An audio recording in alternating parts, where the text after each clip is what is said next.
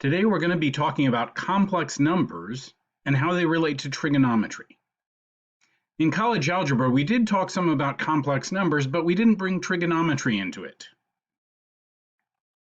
But what we did say was that complex numbers are numbers that can be written in the form a plus bi, where the a and the b stand for any real numbers, and I stands for the square root of -1. The part that isn't multiplied by I is called the real part of the complex number, and the part that is multiplied by I is called the imaginary part. So some examples of complex numbers would include 3 plus I. There the real part is 3 and the imaginary part is 1. 5 minus 7I. There the real part is 5 and the imaginary part is -7. -2.3 plus 7.2i. There the real part is -2.3 and the imaginary part is 7.2. -4i. There the real part is 0 and the imaginary part is -4, and that's an example of what's called a pure imaginary number. And 2, there the real part is 2 and the imaginary part is 0. 2 is a real number, but any real number could be considered as part of the set of complex numbers. It's just a complex number with an imaginary part of 0. And what we used complex numbers for in college algebra class was as solutions to equations. For example, the quadratic equation x squared minus 6x plus 13 equals 0. When you find the solutions, either by the quadratic formula or completing the square, they turn out to be 3 plus 2i and 3 minus 2i. Where trigonometry comes into it is that where real numbers are one-dimensional and correspond to points on the real number line, complex numbers, and they're called complex because they're multi-part, they have two parts. So that makes them two-dimensional, and we can think of them as corresponding to points in the two-dimensional complex plane. In fact, many of the applications of complex numbers in various areas of engineering and science and so forth have to do with the fact that they are two-dimensional. So for example, the point or the number 2 plus 3i corresponds to this point right here that's over 2 and up 3.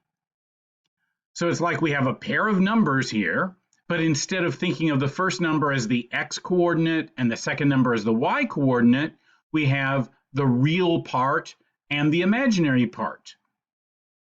And so if we go 2 spaces along the real axis and 3 spaces along the imaginary axis, we get to this point that's over 2 and up 3.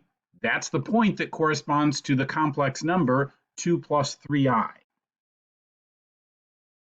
Let's try some more. Let's locate these complex numbers that we were looking at in the complex plane. Every one of these complex numbers corresponds to one particular point in the plane. If you want, pause the video and see if you can tell where they are. And now here are the answers. 3 plus I is right here, over 3 and up 1. 5 minus 7i is this green point down here that's over 5 and down 7. -2.3 plus 7.2i is this red point over here, 2.3 to the left and 7.2 spaces up. -4i is this purple point here that's on the imaginary axis down 4 spaces below the origin, 0 plus 0i. And then the real number 2 is this sort of orange-yellow dot that is on the real axis. Now, where trigonometry comes in is that we can think of a point as being on the terminal side of an angle. So if you remember back in chapter 4, when we were defining our trigonometric functions in terms of, okay, you've got this angle and you have a point xy on the terminal side of the angle, and r is the distance from that point to the origin, and theta is the angle itself with its initial side on the positive x-axis and its terminal side includes the point xy. Then the sine of that angle is the y-coordinate divided by the distance r, and the cosine of that angle is the x-coordinate divided by r, and the tangent is y over x, and so forth.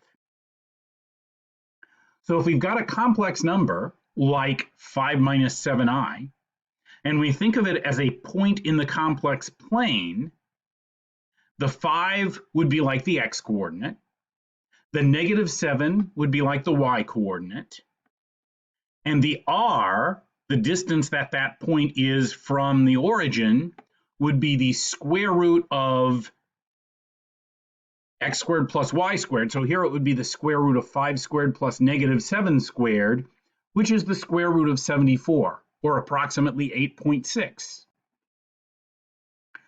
And when we're talking about complex numbers, we would call that number, that r, either the absolute value of that complex number, or it's sometimes called the modulus of that number. And then the angle, the theta, well, the tangent of that angle is y over x, or it's the imaginary part divided by the real part. So in this example, it would be negative 7 over 5. So if the tangent of theta is negative 7 over 5, theta would be the angle whose tangent is negative 7 over 5.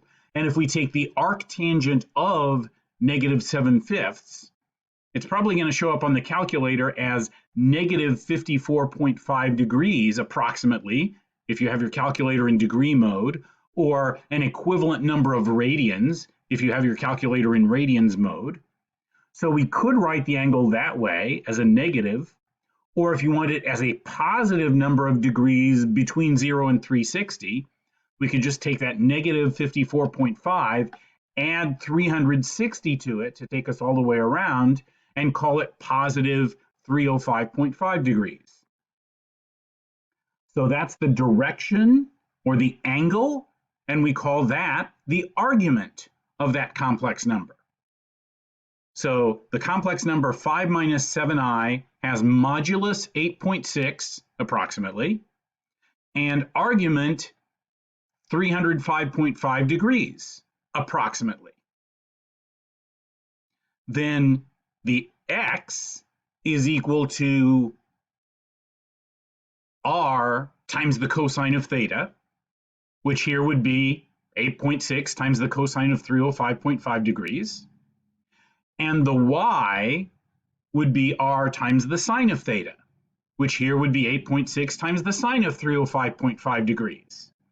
So putting those together, 5 minus 7i would be 8.6 times the cosine of 305.5 degrees plus I times 8.6 times the sine of 305.5 degrees. And since they both involve 8.6, we can put that outside parentheses, factor out the 8.6, and write it as 8.6 times the quantity cosine of 305.5 degrees plus I times the sine of 305.5 degrees. So that would be an example of taking a complex number and writing it in trigonometric form as the r times, in parentheses, the cosine of the theta plus I times the sine of the theta. So that's the trigonometric form of a complex number. It's where you write it as r times cosine theta plus I sine theta. R is the square root of the real part squared plus the imaginary part squared. So that would be the modulus or absolute value of that complex number. You can think of that as the distance that that point is from the origin. And theta is the angle, the direction you have to go to get to the point A plus BI in the complex plane. And the tangent of that angle is b over a. It's the imaginary part divided by the real part. That's the argument of the number. So that's the trigonometric form. It's also sometimes called the polar form. And some people abbreviate this part that says cosine theta plus I sine theta as just CIS theta for cosine I sine. So that's just an abbreviation or a short way of writing the cosine of theta plus I times the sine of theta. And this could also be written as r times e to the I, or theta times I, or I times theta, for reasons that I'm not going to get into, but in general, e to the theta times I is equal to the cosine of theta plus I times the sine of theta. I won't say any more about that, but I will provide maybe a link or two that gets into more detail about that you can look at if you want. So anyway, 5 minus 7i in trigonometric form is approximately, because we did some rounding, 8.6 times, in parentheses, the cosine of 305.5 degrees plus I times the sine of 305.5 degrees, or we could write that as 8.6 times CIS, cosine I sine of 305.5 degrees, or as 8.6 times e to the, now this is the angle in radians. I've been using degrees here, but I could have used radians, and when you write it with the e notation, we usually use radians. So it's 8.6 times e to the 5.33 radians for the angle times I. Okay, we're going to do some more examples of converting between the standard real part, imaginary part form of a complex number and the trigonometric form, but I'll end this part of the video here and pick that up in part 2. See you then.